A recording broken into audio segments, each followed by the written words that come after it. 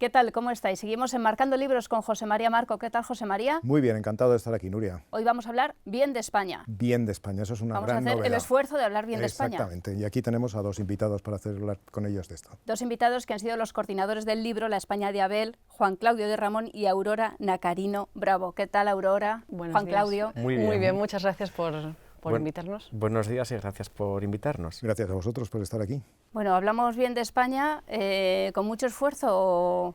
Que hablen de España aunque sea bien, ¿no? La verdad es que una cosa curiosa es que algunas personas de las que les pedimos participar en este libro en un primer momento se quedaron un poco pillados, ¿no? En plan, oye, pues, ¿cómo voy a hablar bien de España si siempre estamos hablando de todo lo que está mal en este país? Y luego muchos de ellos nos lo han agradecido porque autoimponerse ese ejercicio de enfrentarse a la página en blanco y decir, bueno, voy a empezar a pensar todo lo que me gusta de este país, después les ha servido para darse cuenta de que hay muchas cosas de este país que valoran, que quieren y en las que el día a día quizá de la actualidad política no nos permite reparar en ellas. Juan Claudio, ¿tuviste la misma sensación al proponer este libro a los autores? Sí, la idea era hablar bien de España. Ojo, hablar bien de manera sosegada, tranquila, sin énfasis. No hablar superlativamente bien ni exhibir un excesivo orgullo, sino sencillamente pues, mostrarnos satisfechos, tranquilos y relajados en nuestra piel de españoles y en lo mucho de bueno que habían tenido estos 40 años de Constitución democrática, ¿no?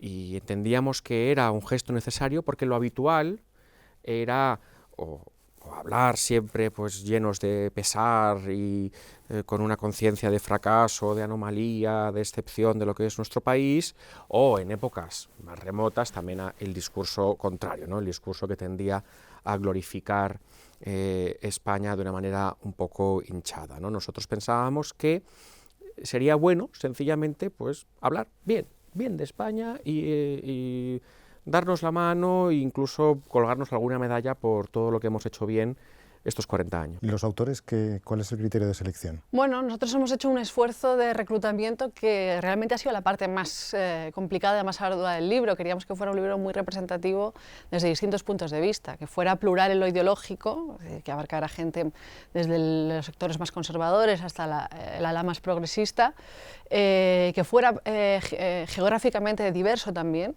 que hubiera gente de todas las comunidades autónomas a ser posible, alguna seguro que se ha quedado fuera, pero el esfuerzo se ha hecho, que fuese también paritario, que hubiese un balance entre hombres y mujeres.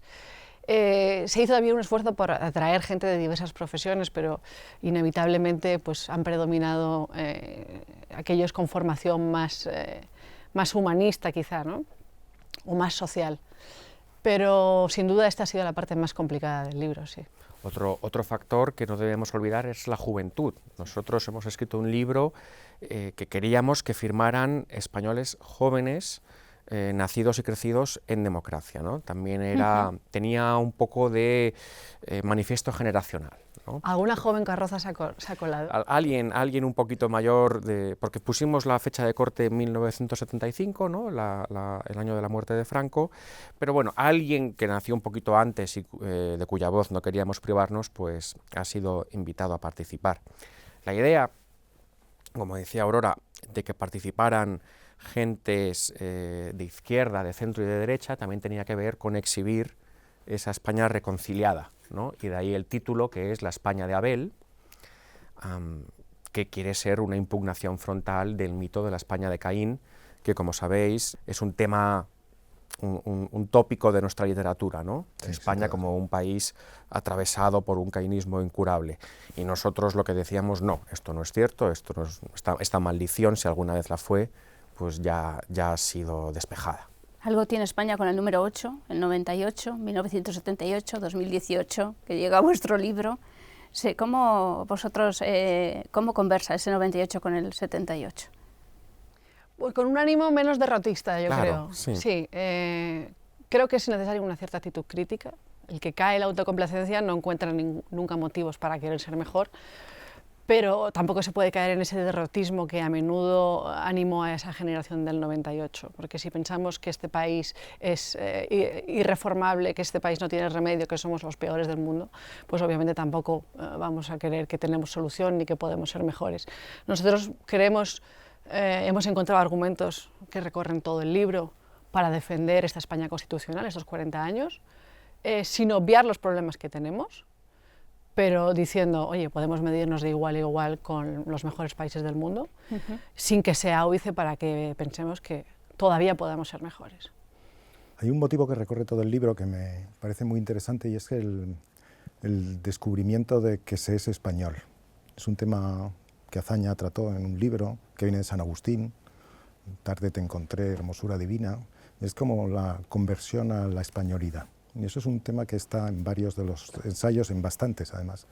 ¿Eso cómo lo habéis gestionado? Porque uno es español y al mismo tiempo descubre su ser de español o su españolidad en un momento dado, porque toma conciencia de lo que debe a sus antepasados, a sus padres, a la sociedad. ¿Qué es lo que pasa ahí? Yo creo que hay una cosa en el caso de nuestra generación, en el caso de mi generación, es una generación que se hizo adulta, que transitó a la edad adulta en lo más duro de la crisis económica.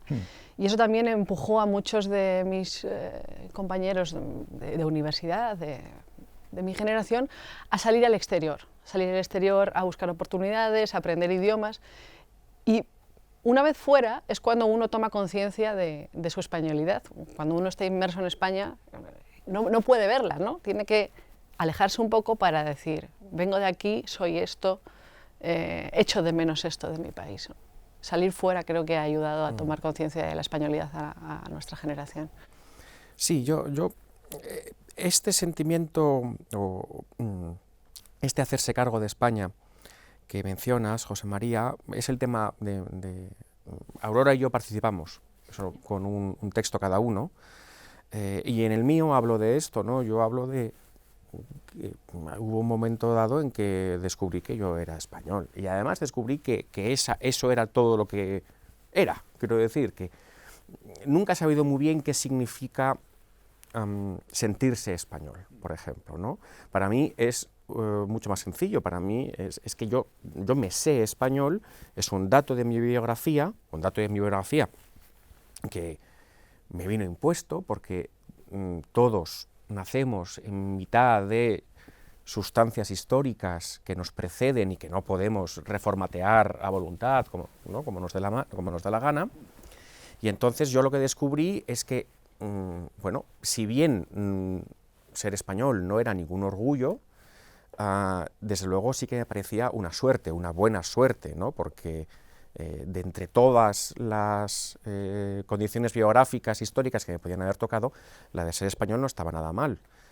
Sobre todo la de ser español del 78, ¿no? Porque significa al mismo tiempo ser ciudadano de un Estado democrático garantista y respetado en el mundo, y ser depositario de una tradición cultural muy vasta.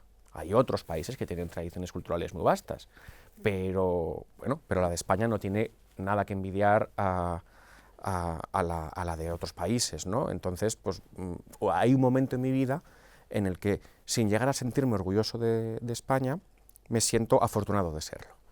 Y mi texto gira un poquito en torno a esta idea. El texto de Aurora se titula Viva el cambio, y sí que hablas de la guerra civil, o por lo menos los antepasados, y esas dos Españas que tantas veces se han nombrado. Bueno, lo hago un poco deliberadamente porque, como sabéis, la guerra civil sigue estando muy presente en el relato político español. Y a menudo creo que se quiere reconstruir el discurso sobre la guerra, el relato de los vencedores y los vencidos, y representar un país que no es real. Yo siempre digo que si esto fuera una encuesta, el recuerdo de voto de haber participado, haber luchado en el bando nacional sería muy bajo, ¿no? Habría mucho voto oculto, porque nadie habla de esto, ¿no? Parece que todo el mundo combatió en el bando republicano. Dices, bueno, ¿cómo pudo haber guerra si todo el mundo en España era republicano, según el discurso público que se hace? Pero la realidad es que las familias eran mucho más plurales de lo que se viene a decir. Las familias tenían representantes que habían combatido en ambos bandos y que al final y al cabo hicieron posible la reconciliación mucho antes de que se firmara la Constitución del 78, cuando nuestros abuelos, nuestras abuelas, se enamoraron los unos de los otros sin tener en cuenta en qué bando había luchado la familia de cada uno. Creo que ahí, creo que lo digo, en la cama de nuestros abuelos empezó la reconciliación que después rubricamos en el 78. Sí, el libro viene en un momento muy particular, ¿no? Que es la reconciliación se produjo en el año 78, alrededor del año 78. Yo creo que venía precedido de una reconciliación espontánea de la sociedad española por debajo de la dictadura, pero bueno, en el 78. Lo que pasa es que el libro llega cuando ha habido una crítica, una puesta en cuestión muy seria de esa reconciliación. La ha habido desde varios sitios, ¿no? Ha habido desde la ruptura nacionalista, desde los movimientos populistas, ¿no? Y también viene de al mismo tiempo se genera una reacción en contra de eso, es decir, la España de los balcones, ¿no? La España de los símbolos, ¿no? El renacer de un cierto patriotismo que había estado completamente sofocado o anulado, ¿no? ¿Cómo encaja el libro en todo este proceso tan complejo de toma de conciencia de lo español y de vuelta de lo español a la vida política, ¿no? Bueno, ciertamente cuando Aurora y yo concebimos el libro, lo concebimos en un momento de crisis, ¿no? Fue en el otoño de 2017, después de los sucesos del otoño catalán, ¿no? Que fueron duros y que nos dejaron a todos bastante alicaídos y derrotados. Fue cuando Aurora y yo nos preguntamos, bueno, no paramos de decir que a España le falta un relato, ¿no? Y que nuestra generación no dispone de ese relato. Bueno, pues hagámoslo, ¿no? Con lo cual el libro, dentro de su pluralidad, es una toma de partido porque a los únicos a los que no hemos invitado a participar en el libro son a los españoles independentistas, porque digamos que el mínimo que se necesitaba para formar parte de este libro, de este manifiesto generacional, era sentirse español. Luego, tener una idea de España muy diversa. Esto no nos... Quiero decir, cada cual puede tener una idea de España muy diversa, pero lo que une a todos a los 40 participantes, es que para todos ellos ser español es algo valioso, ¿no? Independientemente de cómo conciban su idea de España, ¿no?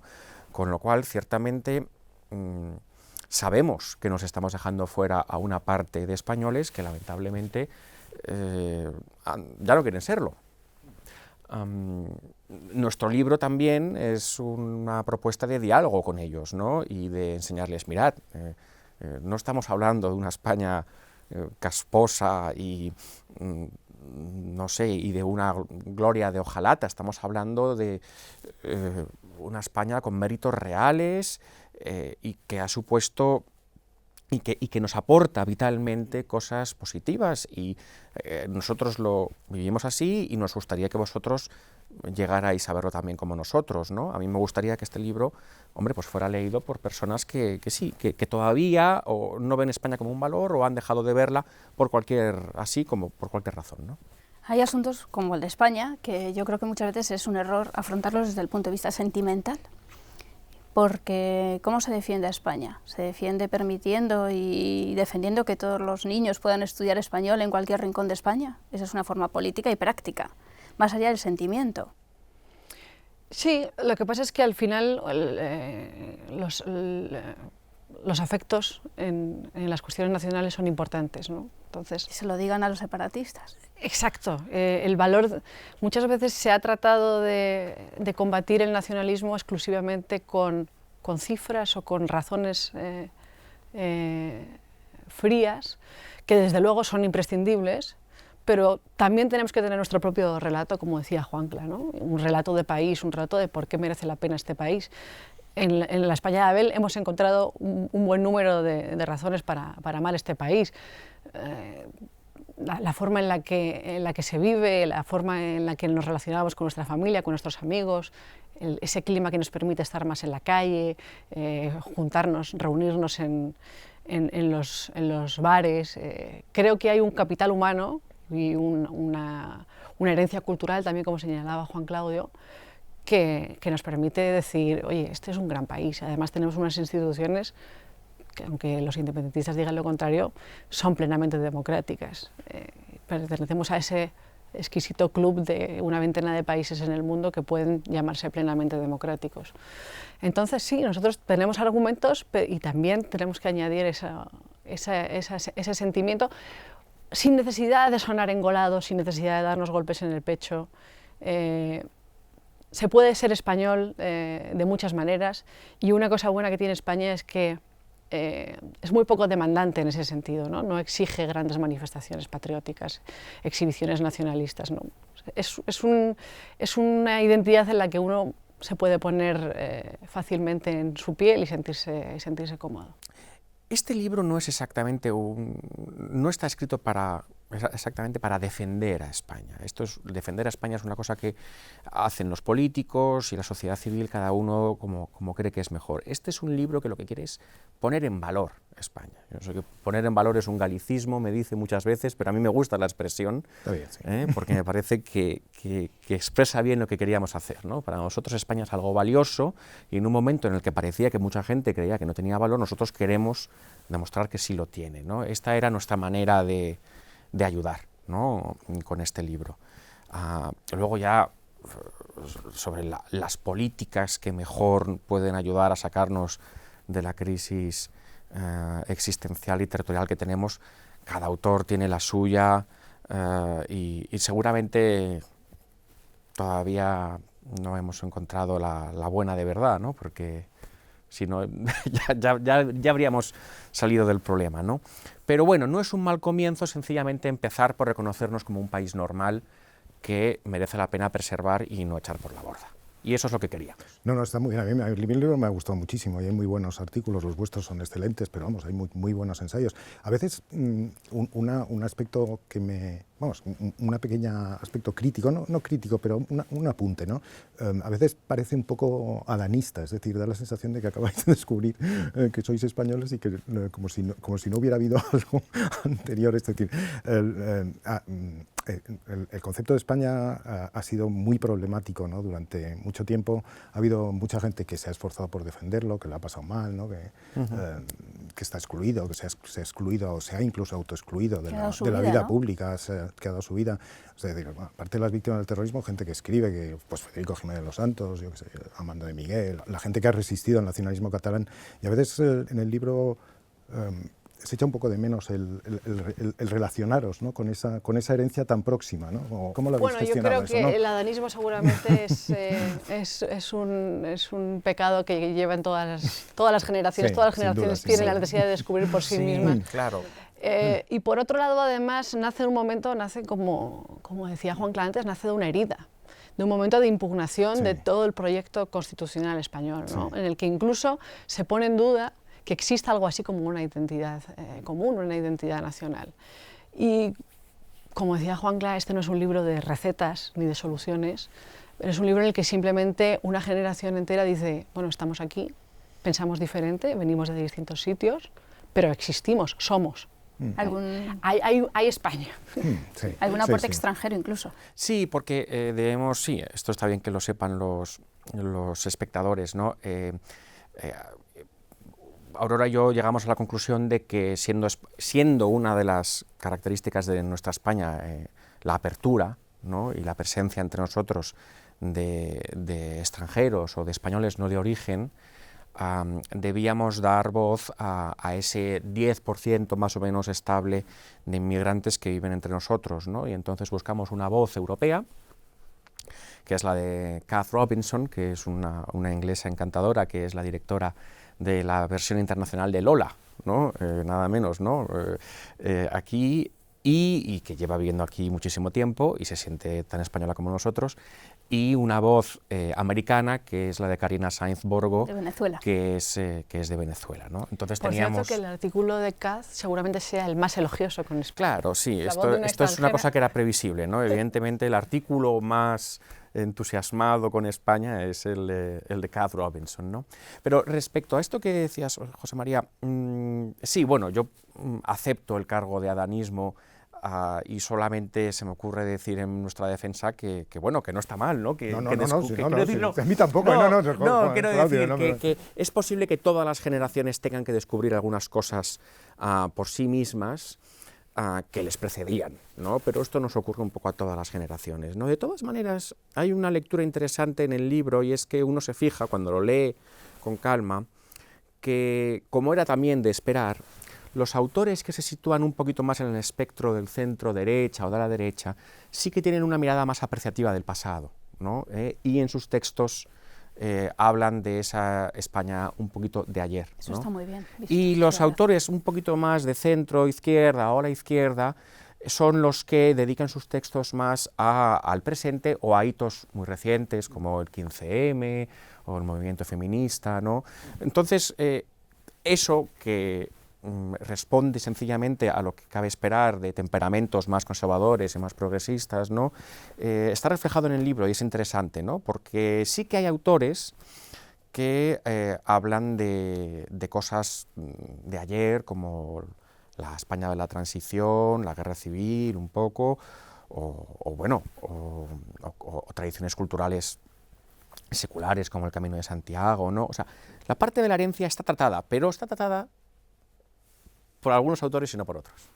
Sí que tienen en común estas generaciones, la generación que firma este libro, y es que es rebelde con la élite. Esa élite, que es verdad que durante muchos años es la que ha proclamado esa manía a España. Si la dañemos una característica de la juventud, la rebeldía es otra de ellas, ¿no? Hay un cierto hartazgo generacional que se manifestó en las plazas el 15M y que después se tradujo institucionalmente en la quiebra del bipartidismo. En España han surgido dos nuevos partidos que son expresión de esa, podría decirse, ruptura generacional, ¿no? Dos nuevos partidos que representan a gente más joven que los viejos, y eso inevitablemente tenía que estar. ¿Te refieres el otro Podemos?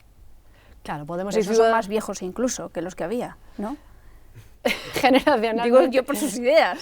Bueno, generacionalmente Mucho no han venido a aportar. Yo estoy atendiendo al perfil de sus votantes. Tienen unos votantes que son más jóvenes. Sí.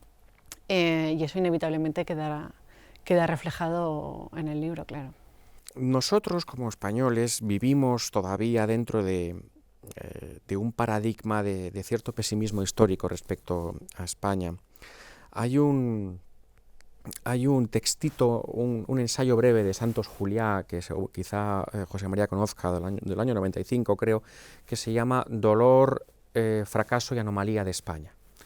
Y entonces explica cómo, de alguna manera o de otra, llevamos 2 siglos lamentándonos los españoles, ¿no? Para los liberales del 19, España era una anomalía, ¿no? Porque no había hecho la revolución liberal tan bien como lo habían hecho otros países con los que nos mirábamos. Para los intelectuales del 98, España fue un dolor, ¿no? Por la pérdida del imperio y el pesimismo. Y para los historiadores de la generación a la que pertenece el propio Santos, España era un fracaso por la historia de la guerra civil, la dictadura, porque tampoco en el siglo XX habíamos sido particularmente duchos, ¿no? Y entonces en el ensayo de Santos lo que hace es decir que por fin hay una historiografía en España que está acabando, ¿no? Con ese paradigma y demostrando que no, que ni mucho menos, que España es un país plenamente normal, que no es un fracaso, o si lo es, no conoce peores fracasos que otros países de Europa, y que no es un dolor, o que no tiene por qué ser un dolor, ¿no?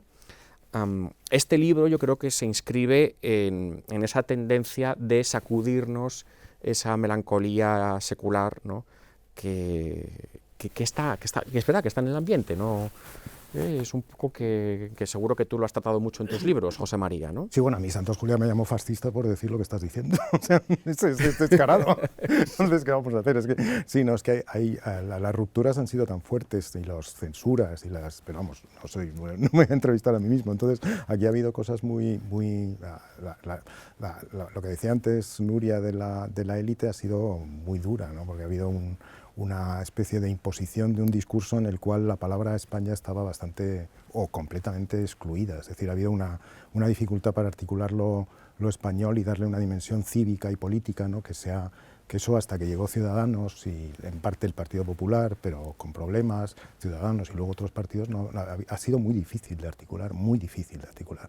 Entonces eso es, a mí el libro vuestro me interesa y me gusta tanto por eso precisamente, porque de pronto hay gente que se relaciona con su país con cierta naturalidad, ¿no? Que se puede, no sé vosotros qué relación tenéis con el término patriótico, ¿no? Pero yo he preconizado en los libros míos, en los textos, un patriotismo que no era ni siquiera político, que era simplemente aceptar tu país como es y quererlo porque es lo que tú has recibido y ya está. Y a partir de ahí cualquier interpretación de España vale, o cualquier posición política. No hay exclusión de ninguna clase. Yo creo que eso debe ser el patriotismo. ¿Vosotros estáis cerca de ese concepto? Efectivamente, yo creo que ha habido en las últimas décadas un problema con la palabra España y con todos los símbolos de la nación común, incluso cuando ya éramos un país plenamente democrático.